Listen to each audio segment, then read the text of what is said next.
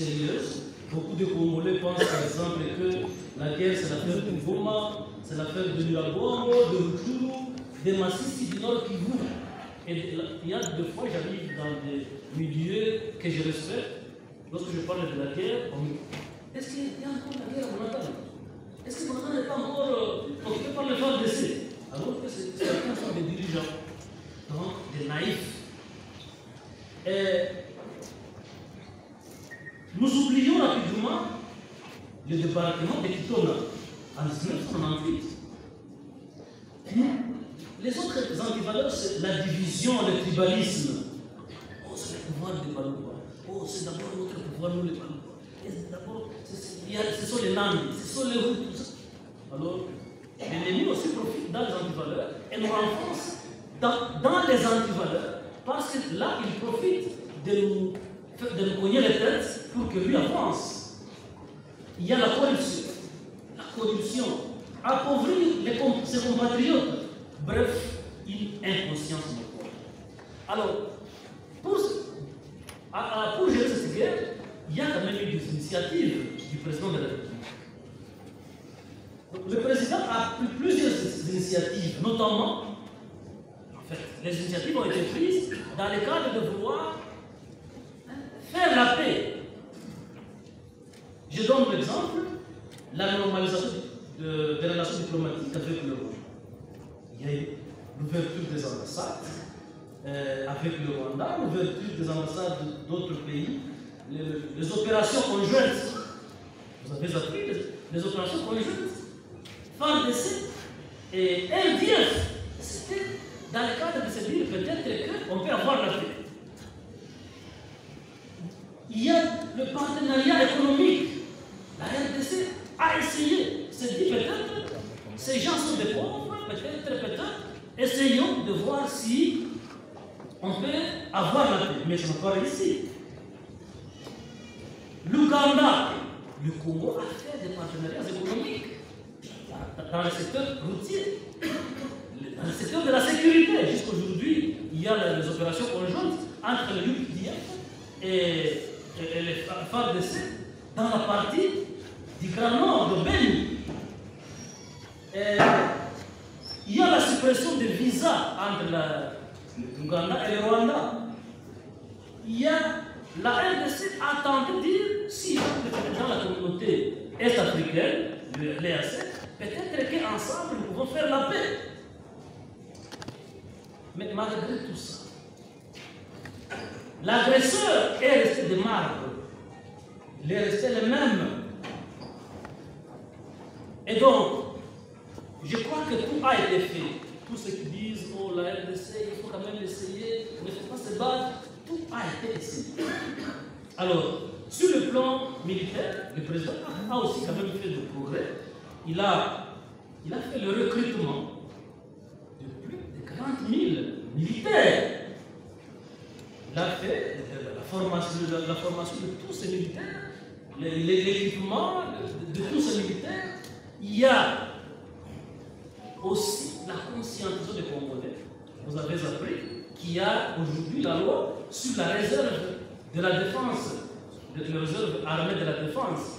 C'est parmi les points que les Américains, les Britanniques, les Français, tous ces imposteurs ne veulent pas écouter parce qu'ils se disent les Congolais prennent conscience qu'ils veulent se défendre. Alors que ça existe partout au monde. Les réservistes existent partout. Mais comme notre conscience, comme les Occidentaux pensaient que notre conscience était déjà morte, et qu'aujourd'hui on voit que la conscience s'élève, et que le président il va pour que nous puissions quand même nous défendre nous-mêmes, ces initiatives sont sérieusement combattues. Alors, qu'est-ce que fait pour s'en sortir, nous devons prendre et incarner les valeurs. Prenons conscience, prendre l'agression au sérieux, compter sur nous-mêmes, la bonne gestion de la chose publique, surtout l'armée, réduisons la misère du peuple, unissons-nous en particulier, soyons combattissants aux Congolais victimes directes de l'agression qui sont au front. La solidarité, c'est extrêmement important. Enfin, posons-nous les vraies questions bientôt 30 ans que nous subissons Monique, Monisco, Artemis, et ainsi de suite. Toutes ces études n'ont rien donné. Il est clair que le temps de se plaindre et de pleurnicher est révolu. Prenons-nous en charge et ne jamais trahir le Congo, l'aide, le musée Laurent Désiré Kabila. Tous à la Nibali, nous sommes 100 millions et 200 millions d'habitants, 2 345 410 km², 10 millions et 26 000 nous malmènent. C'est normal. Ce n'est pas une fatalité, car d'autres peuples se sont libérés et les autres sont en train de le faire. Prions en frère, prions pour notre président, afin que Dieu nous lui donne la force de nous organiser pour nous défendre. Protégeons notre président, car les agresseurs se sont dénommés eux-mêmes Killing Machine. Il est déjà en danger. Comme il refuse que le peuple congolais soit asservi, ne soyons pas comme ceux qui ont livré Lumumba, comme ceux qui ont livré Mobutu, et comme ceux qui ont livré Musée Laurent Désiré Kabila. Je vous remercie.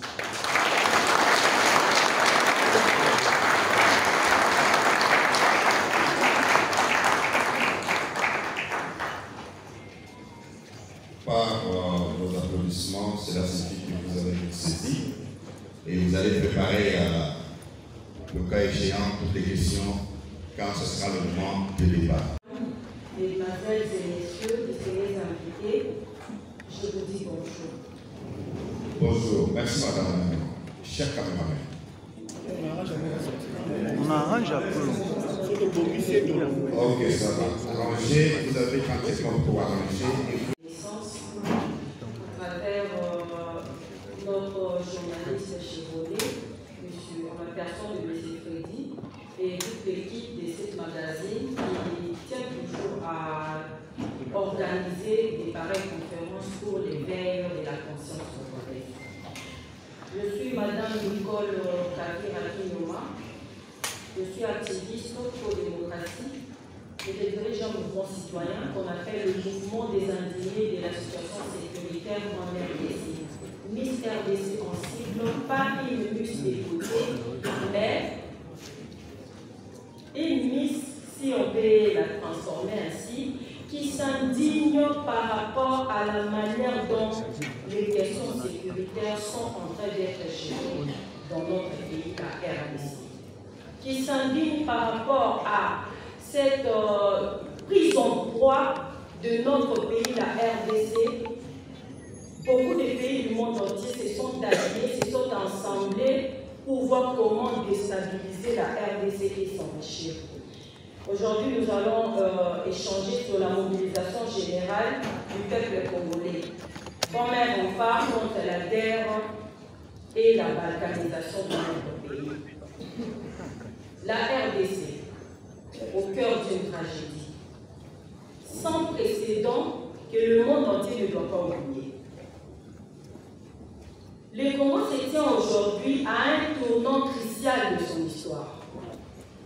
En proie des conflits armés, depuis près de 3 décennies, donc près de 30 ans maintenant, le pays s'est transformé en une poudrière où les forces obscures se disputent le contrôle de ses richesses naturelles au détriment de sa population. Dans le chaos total, occasionnant une crise humanitaire sans pareil, loin des regards du monde, un drame humain d'une ampleur insoutenable se déroule en silence. Le conflit congolais, qualifié de guerre oubliée, a déjà coûté la vie de plus de 10 millions de personnes, soit 5 fois la population du Gabon. Donc, c'est-à-dire, on a tué le Gabon, on a tué encore pour la deuxième, pour la troisième. 5 fois, on tue la population du Gabon, mais ça ne se passe en RDC. Et engendrer les viols de plus de 500 000 femmes. Des chiffres qui glacent les sangs. et qui illustre l'immense tragédie qui se joue sur le sol congolais. Plusieurs facteurs multiples, multiformes, endogènes et exogènes entrent en cause et des pistes de solutions s'imposent à nous en tant que nation et peuple afin de relever les défis. Premier point, les silences assourdissants, l'hypocrisie et indifférence face à cette cause. Les silences assourdissants de la communauté internationale nous indignent. C'est les combles même de notre indignation.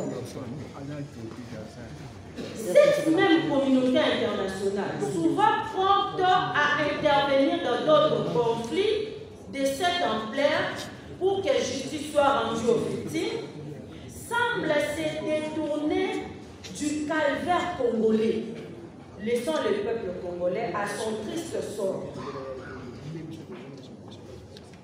Aujourd'hui, on a vu avec Ukraine, Russie, toute la communauté internationale, on a vu même des sanctions, on a eu à laisser des supporters dans des stades s'exprimer pour condamner la Russie et dire que la Russie est en train de tuer en Ukraine. Mais la même situation se passe, d'ailleurs c'est pire que ce qui se passe là-bas, se passe depuis près de 30 ans en RDC. Nous voyons même qu'il y a des chaînes qu'on contacte pour dire ne diffusez pas l'indignation de ces peuples congolais face à ces tragédies qui sont en train de traverser, de l'injustice. Deuxième point, nous allons parler de briser les silences. Un appel à la mobilisation. Il est temps de briser les silences et de lever le voile sur cette tragédie oubliée. La communauté internationale a le devoir moral de se mobiliser pour mettre fin à ces conflits et soutenir le peuple congolais dans sa quête de paix et de justice. Mais nous constatons qu'elle ne le fait pas. Voilà pourquoi nous continuons à parler de cette mobilisation. Troisième point, un pays meurtri mais debout. Malgré les épreuves, les souffrances, le peuple congolais n'a pas perdu espoir. C'est pour cela que le peuple congolais aujourd'hui a répondu à cet appel. Sa résilience et sa force de vie sont une source d'inspiration pour tous. La mobilisation de la société civile, les mouvements citoyens, les artistes congolais témoignent de la volonté farouche du peuple de prendre son destin en main et de bâtir un avenir meilleur. Je vais essayer de commenter. Il y a quelques jours, nous avons vu quelques activistes qui ont été arrêtés juste parce qu'ils ont tenu à dénoncer les 600 jours de la prise de Bunagana. Nous avons organisé une activité pour dénoncer près des 600 jours de la prise de Bunagana. Et chose étonnante, ce sont des activistes-là qui ont été arrêtés et on les a même qualifiés, on nous a qualifiés des complices ou des personnes utilisées pour déstabiliser les pays. Nous disons que ces contrastes, nous ne comprenons pas pourquoi cette activité peut vraiment indigner les victimes et les rescapés, parce que nos autorités aussi sont listées parmi les victimes et les rescapés. Pourquoi cet acharnement sur des personnes qui dénoncent et non sur l'ennemi qui continue à déstabiliser, à tuer, à violer, à récupérer nos terres? Un devoir de solidarité. Le quatrième point, soutenir le Congo meurtri pour un avenir meilleur. Le peuple congolais a besoin de notre soutien, c'est-à-dire nous qui avons compris. Et le peuple toujours qui n'a pas encore compris, il a besoin que nous puissions le soutenir. Il est temps, il est de notre devoir de nous mobiliser pour faire entendre sa voix et exiger la fin de ces conflits en soutenant les initiatives de paix et de développement, en sensibilisant l'opinion publique et en faisant pression sur les décideurs politiques. Nous pouvons contribuer à mettre un terme à cette tragédie et à construire un avenir plus radieux pour la RDC. Nous lançons aussi un appel à l'action pour un Congo nouveau. Le destin du Congo est entre nos mains. l'heure est venue de rompre le silence et d'agir pour mettre fin à la souffrance du peuple congolais. En nous mobilisant et en nous unissant nos forces, nous pouvons contribuer à l'avènement d'un Congo nouveau. Qu'aucun parti politique nous sépare ou nous divise. Pas des tribus, qu'aucune tribu nous divise. Pas même des religions, nos religions. Nos religions ne nous divisent pas. C'est le moment maintenant de nous unir, d'arrêter avec ces divisions qui ne fait que renforcer l'ennemi et déstabiliser notre pays. L'appel du destin. Un peuple uni face à l'adversité. En ces temps troublés, où la guerre et à la menace de balkanisation plane sur la République démocratique du Congo, un cri retentit, vibrant d'une force et d'une unité sans précédent. La mobilisation générale du peuple congolais. Un peuple meurtri, mais debout, uni dans sa douleur et sa détermination à défendre son héritage et son avenir. Le mouvement des Saint-Denis, nous avons toujours eu à lancer ces cris pour inviter les victimes et les rescapés de s'approprier massivement des mécanismes de sécurisation populaire pour protéger nos vies et protéger nos terres, car nous sommes en guerre. La guerre, un fléau ravageur et ses conséquences dévastatrices. Depuis près de 3 décennies, l'Est de la RDC en proie à une guerre impitoyable, une guerre d'agression et de pillage qui coûte la vie à des millions de personnes et à déraciner des millions d'autres, des territoires entiers sont sous occupation. La population civile sont victimes d'atrocités et de privations et l'espoir semble s'éteindre. Spectre de la balkanisation, un danger imminent à conjurer. La guerre actuelle n'est pas seulement une question de violence et de destruction. Elle est aussi une menace directe à l'intégrité territoriale de la RDC. Les spectres de la balkanisation entre les pays risquant de les plonger dans un chaos encore plus profond et de compromettre à jamais son avenir. Un acte de foi et de résistance. Face à ce double fléau, le peuple congolais se mobilise. Des mouvements citoyens, des organisations de la société civile, des leaders politiques et des citoyens de tous bords se rassemblent pour défendre leur patrie. Cette mobilisation est un acte de foi et de résistance, une expression inébranlable de la volonté du peuple congolais de ne jamais céder à l'oppression et à la division. Voilà pourquoi nous voyons toujours, malgré cette tentative de prise de Goma, nous voyons toujours des marches être organisées dans le Nord Kivu pour soutenir nos FARDC. Malgré que notre armée est largement infiltrée, mais au sein de notre armée toujours, il y a des vrais militaires, il y a des vrais patriotes qui sont là pour nous défendre. Seulement, avec l'ennemi qui a infiltré l'armée, il empêche à ce que l'armée puisse récupérer ou tenter de récupérer nos territoires qui sont entre les mains de l'ennemi. Les forces en présence, un peuple uni et déterminé.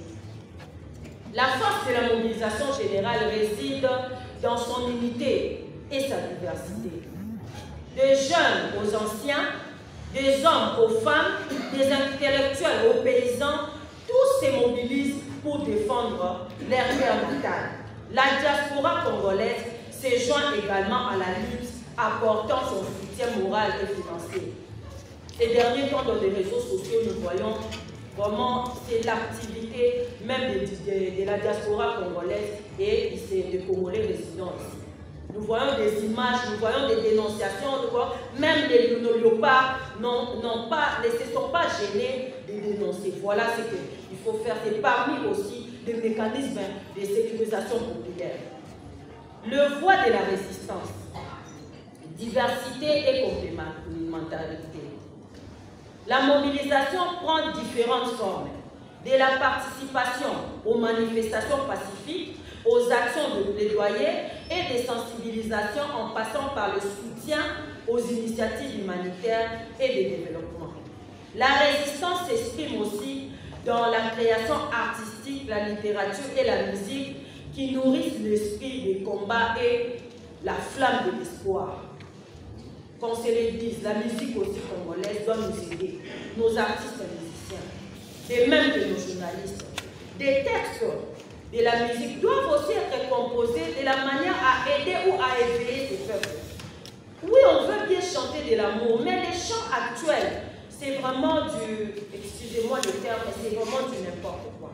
Ça n'encourage pas cette jeunesse de se réveiller et de s'approprier de ces mécanismes de sécurisation populaire. Un message universel, la dignité et la liberté d'un peuple. La mobilisation du peuple congolais n'est pas seulement un combat pour la survie de la RDC. Elle est aussi un message universel à l'adresse de tout le peuple opprimé du monde. C'est un cri de dignité et de liberté qui résonne au-delà des frontières et inspire la résistance face à l'injustice et la tyrannie. L'espoir d'un avenir pacifique et prospère.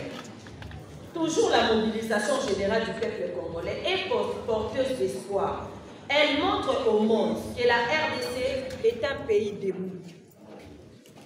Un peuple uni et déterminé à construire un avenir pacifique et prospère pour ses enfants. C'est un message d'espoir qui affirme la force de la résistance populaire face aux forces des oppressions et de la division. Un appel à l'action, soutenir la lutte du peuple congolais. La communauté internationale a un rôle crucial à jouer dans le soutien à la lutte du peuple congolais. Il est impératif de condamner l'agression et l'occupation des territoires congolais, de soutenir les efforts de paix et de développement et de faire pression sur les responsables de la guerre pour qu'ils rendent des comptes. Il n'y a pas de Congo sans Rutshuru. Il n'y a pas de Congo sans Nyiragongo, sans Massissi, sans Minembwe, sans Beni, ni Ituri. Les cris de l'abandon et de l'injustice. La population de Rutshuru, Nyiragongo et Massissi, victimes des crimes graves et des restrictions de liberté et d'impositions illégales, se sentent abandonnés par les autorités congolaises, africaines et la communauté internationale. L'absence des opérations militaires d'envergure pour libérer les zones occupées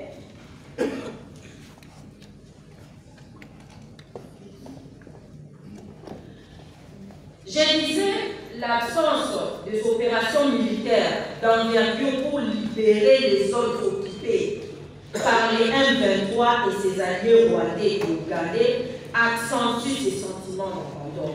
Nous devons dire la vérité. Pourquoi les FARDC jusqu'aujourd'hui ne tentent pas de récupérer les territoires occupés? Pourquoi aujourd'hui c'est les M23 à récupérer tel village, demain les FARDC viennent les récupérer, le jour suivant les M23 à récupérer? On joue à un jeu des chats et de la souris. Nous voulons voir notre armée lancer des vraies offensives pour récupérer les territoires occupés, c'est-à-dire récupérer cette intégrité territoriale.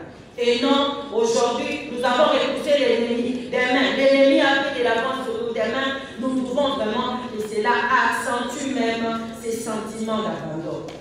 Les laxismes des autorités congolaises face à l'agression étrangère et les recours inefficaces à des solutions alternatives.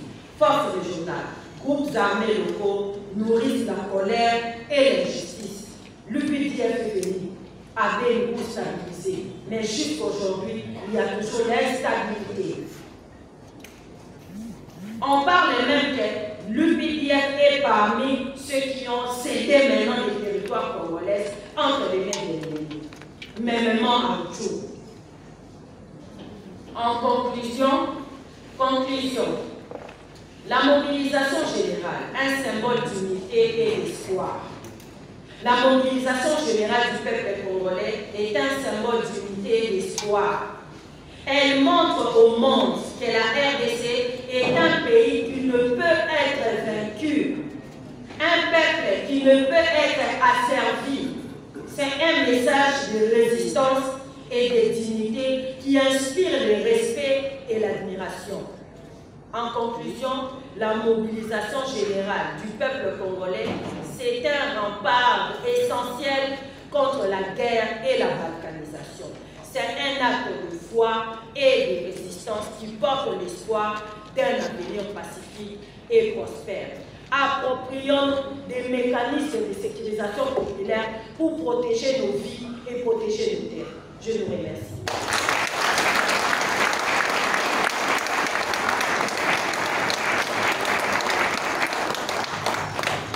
Merci beaucoup, Madame Kavira Nicole, responsable du mouvement citoyen des...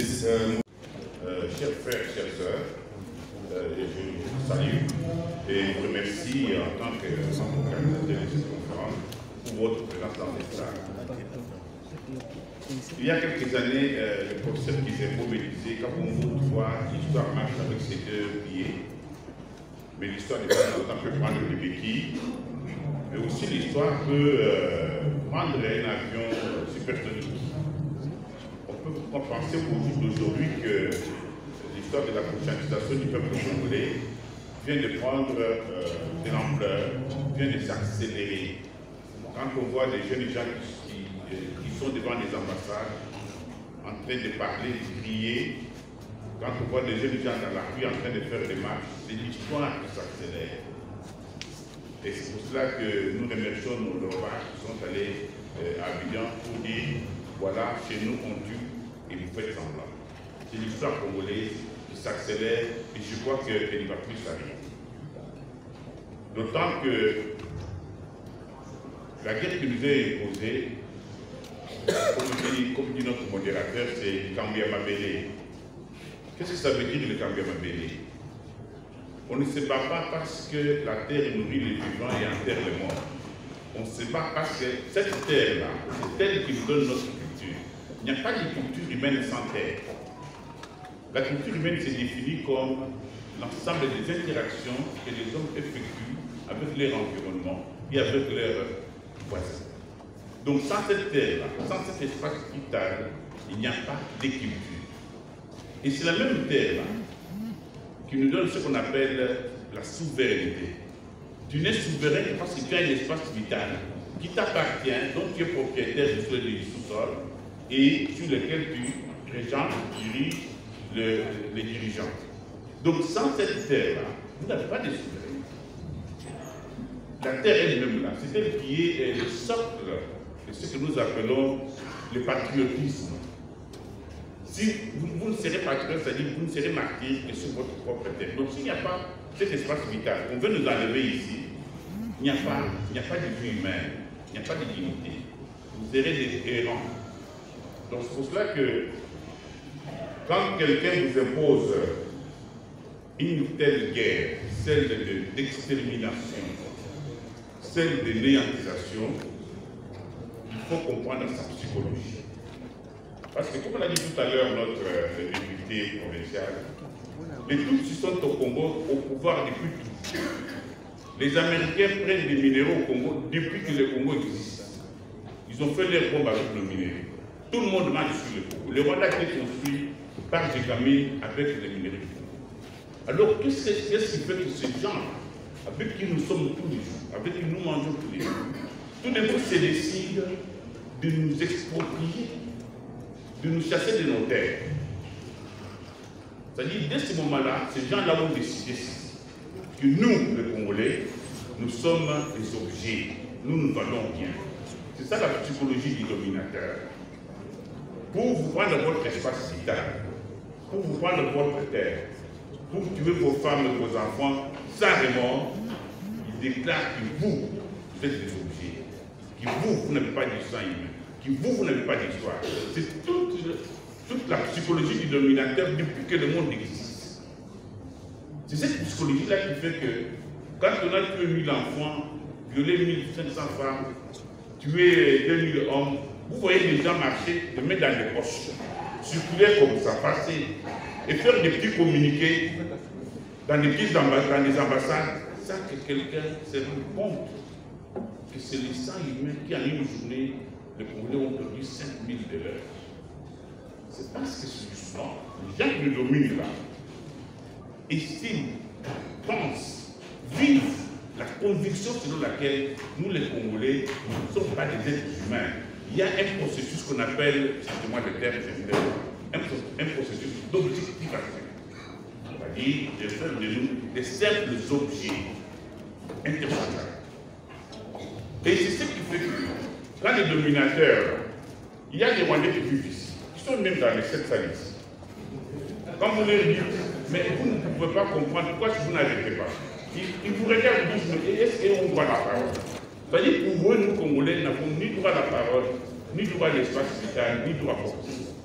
De ce processus-là, il y a toujours été à la base de la psychologie du conquérant depuis que le monde existe. Donc ne l'oublions jamais. Que ce soit des individus qui s'appellent américains, que ce soit des individus qui s'appellent français, européens et tout ça, que ce soit des individus qui s'appellent rwandais ou ghanais, ces gens-là ont une psychologie commune, celle de considérer que les Congolais sont des objets et ils n'ont pas d'histoire, ils n'ont pas de culture, ils n'ont pas de droit. Rappelez-vous que c'est que les jeunes gens rwandais disaient ici que nous, les Congolais, nous pensons aux femmes, à la bière ou aux loisirs. C'est ce qui s'est passé aussi à Washington, quand les Américains disaient le Congo est trop grand, il ne peut pas être dirigé par le Congo. C'est tout ce processus-là de mépris immense qui fonde cette guerre.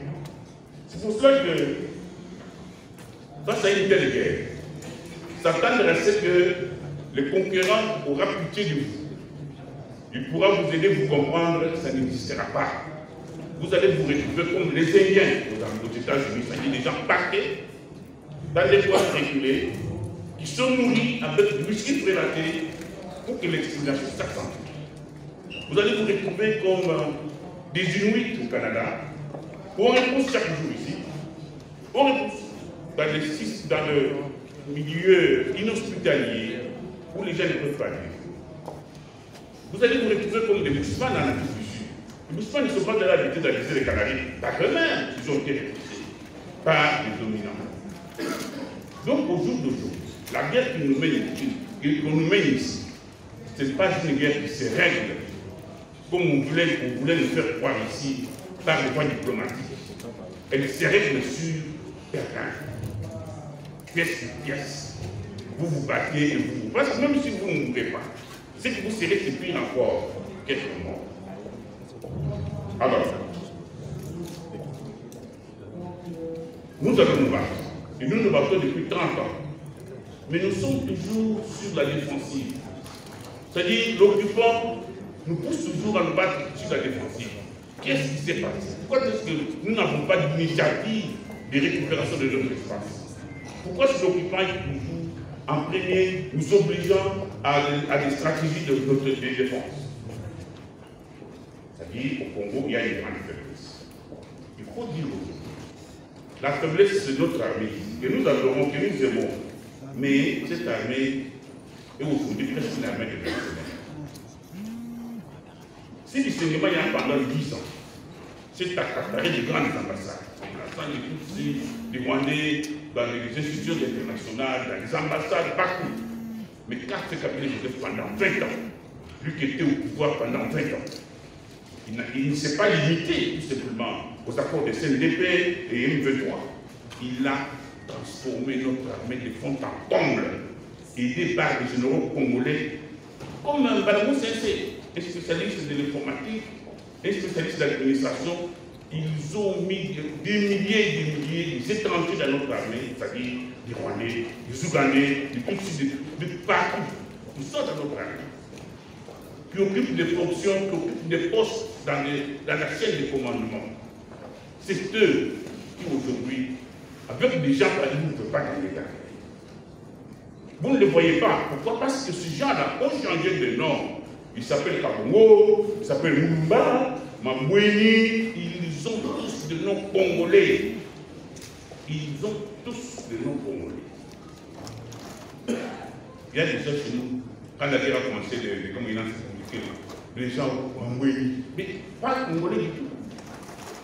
Donc, la première chose que nous devons faire, aujourd'hui, nous devons identifier les nationalités.